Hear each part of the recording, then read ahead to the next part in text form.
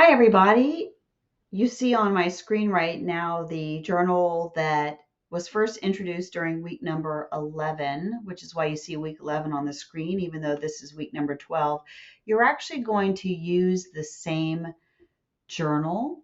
So to do the week 12 journal, you're going to need to go and get your week 11 journal and write inside of it.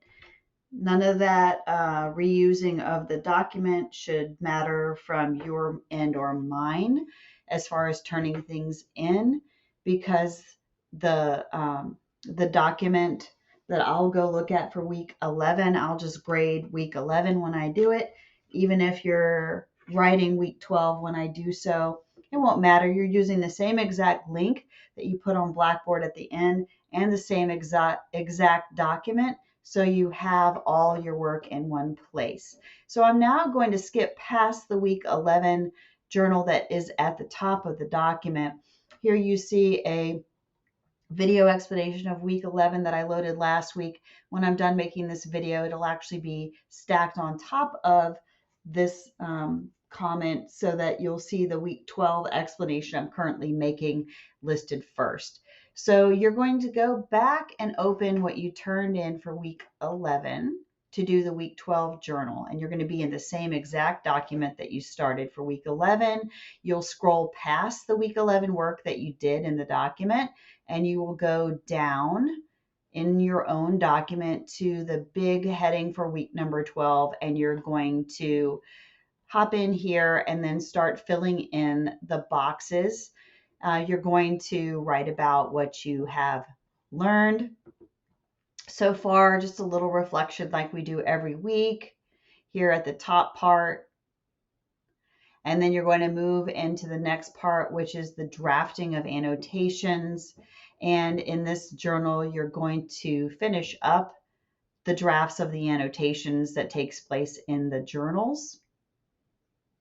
You're going to do source number 3 and source number 4, which is a little bit lower down here. And you're going to go through the same steps that are familiar to you from last week. From week 11, you're just going to do the journals that are related to week 12 here instead. So my thoughts are that it might be necessary for you to go back into some of the earlier lessons. That's why I keep reposting them every week, is that the older lessons, they're still needed to do a lot of the work. So if you go to part 1 and you see the reposted lessons, my thoughts are that you might even want to dig back into some of the earlier lessons that you're going to see in here. Maybe not so much that one. Let me go back. Week 10 is probably going to be where you're going to find what you would need for citing some of the informal sources that you have. The other thing you can always do, as long as you know what search terms to use, is you can Google how to do citations. So let me head back over to where you turn in the journal, just so I'm back in the right place here. Sorry, that's where the journal will be. Let's say I wanted to do an APA citation for a video I found on YouTube.